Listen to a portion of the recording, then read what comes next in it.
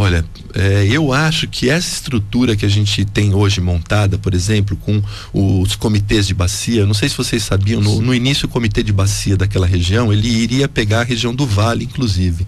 E foi um movimento muito forte dos ambientalistas de buscar um comitê de bacias mais característico com a nossa região. Sim. Eu até entendo essa leitura de metrópole, seria interessante, né, pensar um pouco nesse sentido, mas as características locais ali do litoral norte são muito específicas, né?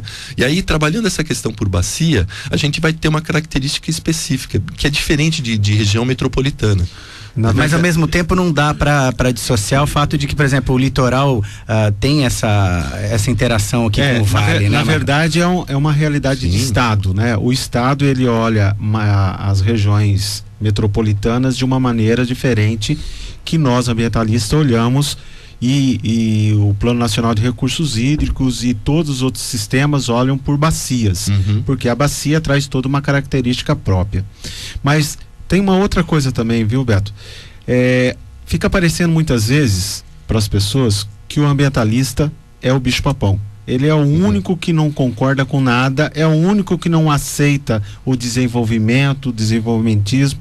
E quando você fala do Porto de Santos, nós sabemos que em termos de macro, em política nacional, ele é fundamental a existência dele.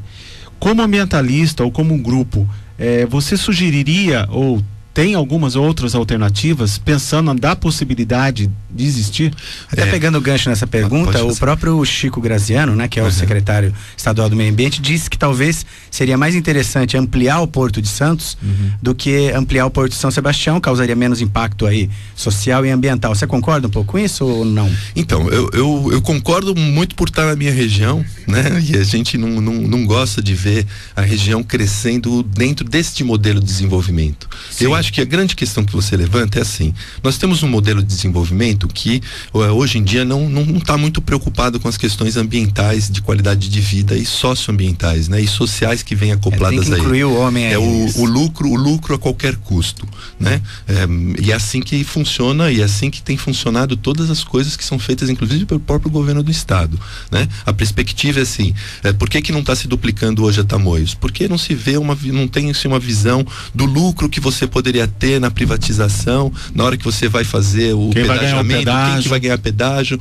E quando se falou do porto, o fato de ser um transporte rodoviário, aí a duplicação da Tamoios passa a ficar interessante, porque se a gente está falando de 3 mil caminhões dia, você imagina o volume de caminhões que não vai estar. Aí tem que duplicar. E aí tem que duplicar, tem que duplicar. E volta e meia vem aquela história da Rodovia do Sol, outras alternativas, né? Tá ótimo. Há pouco tempo. Eu acho que essa questão... Você concorda que teria mais uma rodovia, não seria mais um polo? Rodovia não. Eu acho que você citou um ponto muito interessante. Transporte ferroviário seria exatamente, né? Então, dentro vamos pensar no modelo de desenvolvimento sustentável, que hoje essa palavra sustentável está um pouco na moda, mas ela serve muito no contexto do que você está perguntando. Se você discute o modal, né, a maneira que você vai fazer o transporte para esse porto, que não seja um transporte rodoviário, com todas as questões que hoje você tem do aquecimento global, da questão do uso do combustível fóssil, e você trabalha numa perspectiva de uma ferrovia, por exemplo. Inclusive nós temos pareceres técnicos que dizem que container não deve ser transportado por rodovia, ele tem que ser transportado por ferrovia, né? Isso é ambientalmente melhor. E o TAV, o trem de alta velocidade agora, se vem mesmo agora para o Vale do Paraíba, seria mais um foco para a gente poder estender de repente um braço aí de ferrovia para o litoral também. Eu acho que as características são diferentes, né? Eu acho que a gente estaria falando aqui de uma ferrovia para transporte. Não, sim, mas eu digo, acaba tendo uma ligação. Sim, começar entre a pensar Campinas, Rio de Janeiro, São Paulo.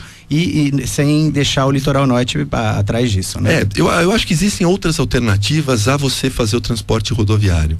E pensando nesse contexto, você tem ganhos com o porto em São Sebastião, você desviando esse tráfego todo de rodovia que vem para São Paulo, por exemplo, que tem que passar pelo centro de São Paulo para poder descer para a Baixada, e você faz com que esse tráfego venha para nossa região.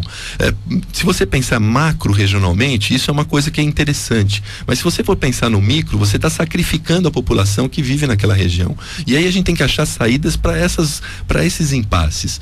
Pensar no porto como uma alternativa nacional é muito importante. Aquele porto, ele tem uma situação estratégica. E tem uma questão de calado, parece, boa, né? Quer dizer, calado lá é muito bom. Há navios que podem ir em São Sebastião que não conseguem chegar em Santos, por exemplo. Mas, né? e a perspectiva que eles têm é de navios de 8.000 containers. Então, são navios que, quando encostarem lá, tem que ter uma retaguarda, né? Tem que ter um retroporto, que se chama, muito grande. E esse volume de containers chegando lá, não dá para você imaginar sustentabilidade com isso. Então, a gente não está sendo contra que o país se desenvolva. Falar em rodovia, qual seria o traçado adequado para você colocar uma ferrovia para a região do litoral norte? Se nós estamos falando de Mata Atlântica, né? Nós estamos falando de Mata Atlântica. A gente tem 7% só da Mata Atlântica. Desse 7%, quase tudo está em São Paulo e quase tudo no litoral norte. Não, mas aí tem um comentário interessante. São 7% de remanescentes contínuos, mas já foi constatado aproximadamente 28 a 30. Então vamos fragmentos aí, né? Mas aqui a questão é o seguinte: você tem a duplicação. Felizmente, quando eu entrei no movimento socioambiental em 2000, se não me engano, 2010 estamos, 99, 2000, vocês tinham acabado de sair dessa briga da rodovia do Sol, né, que o André comentava muito, por sinal, que seria um fator de indução. A briga era: não vamos permitir a construção da rodovia do Sol, porque ela vai permitir mais indução, né? E agora que está vindo a duplicação. Aí você chega lá embaixo, chegou em Caraguá, né? Toda a infraestrutura, como é que vai ser aquela questão das cotas para você poder duplicar? Porque não adianta nada duplicar aqui em cima e chegar lá embaixo e bifurcar de novo. Jefferson, mas antes do Beto responder, a gente vai para um pequeno intervalo, 8h38, daqui a pouco a gente volta. Estamos apresentando o programa Planeta Verde, uma realização do Instituto Eco Solidário. Patrocínio Petrobras. Apoio Rádio Planeta Diário FM.